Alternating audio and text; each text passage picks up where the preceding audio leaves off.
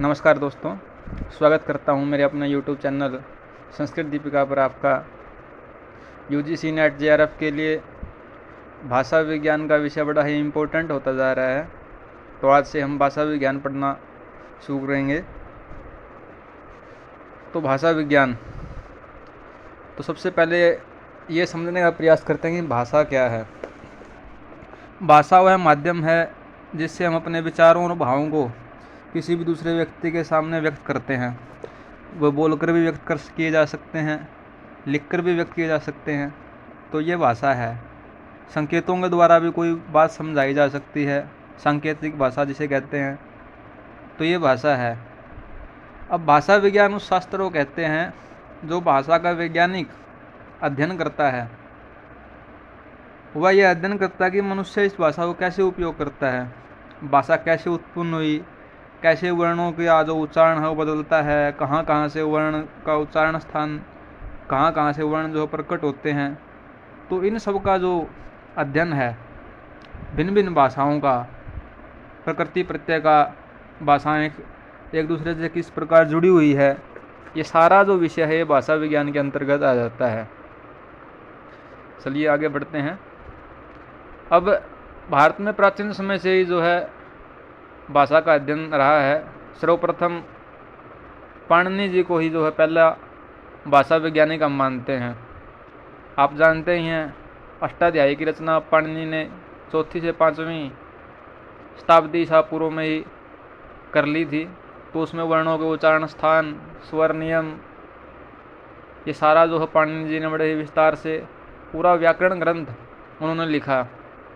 तो ये पहला ग्रंथ माना जाता है। और उससे पहले ऋग्वेद में वाक सूक्त आया है, 10वें मंडल का 125वां सूक्त, जिसमें भाषा के महत्व को बताया गया है।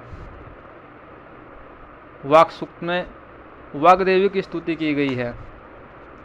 आधुनिक जगत में सर विलियम जोन्स ने संस्कृत, ग्रीक और लैटिन भाषाओं की तुलना कर 1856 में आधुनिक भाषा विज्ञान की नींव रखी, जिसको आज हम भाषा विज्ञान, लिंग्विस्टिक साइंस आदि नामों से जानते हैं। भाषा विज्ञान और शास्त्र।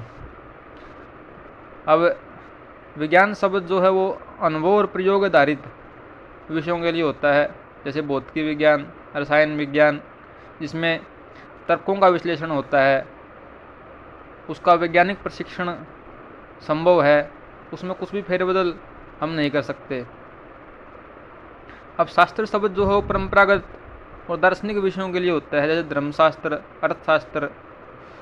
भाषा विज्ञान शास्त्र भी है और विज्ञान भी, तो दोनों का संतुलन भाषा विज्ञान हम कह सकते हैं।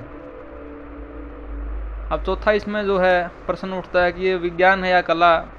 तो भाषा विज्ञान में तर्क और विश्लेषण होता है जो इसे विज्ञान बनाता है, परंतु उसमें भाव, अभिव्यक्ति और साहित्यिक सौंदर्य भी होता है जो इसे कला से भी जोड़ता है। तो यह कला भी है और विज्ञान भी। UGC नेट में इस प्रकार के क्वेश्चन जो है बन सकते हैं। 2 ऑप्शन आपको जो दे सकता है कि विज्ञान है, कला है या दोनों है। तो विज्ञान या कला दोनों ही भाषा विज्ञान है। अब भाषा विज्ञान के जो वैज्ञानिक गुण है वे 3 बताए हैं: सर्वगामी विवेचन, सामंजस्य और लाघव। यानी 3 उद्देश्य है इसके। पहला तो हर भाषा का विश्लेषण किया जाता है विज्ञान के अंतर्गत। दूसरा, सभी भाषाओं में सामंजस्य स्थापित करने की कोशिश की जाती है। और तीसरा जो है, कम से कम शब्दों में अधिक अपनी बात को कह सकें, लाघव। तो ये जो है भाषा विज्ञान के जो है 3 वैज्ञानिक गुण हैं। भाषा के 3 रूप है। इससे संबंधित क्वेश्चन भी जो है UGC नेट में आपका बन सकता है। 3 प्रकार से भाषाएं कही जाती है। एक मौखिक भाषा जो हम बोलते हैं, बोल करके समझाई जाती है। दूसरा, जो भाषा हम लिखते हैं उसको लिखित भाषा बोलते हैं। तीसरा, संकेत भाषा, जो मूक बधिर लोग हैं संकेतों के द्वारा जो है एक दूसरे को अपनी बात समझाने का प्रयास करते हैं। तो 3 प्रकार के रूप भाषा के बताए गए हैं। वाक्य जो है भाषा का मौलिक रूप है, सबसे छोटी इकाई भी है जो पूर्ण अर्थ हमको प्रदान करता है।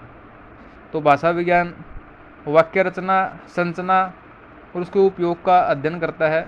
वाक्य से ही जो है हमें अर्थ का पता लगता है कि सामने वाला व्यक्ति क्या कहने का प्रयास कर रहा है। भाषा के दो आधार है, मानसिक और भौतिक।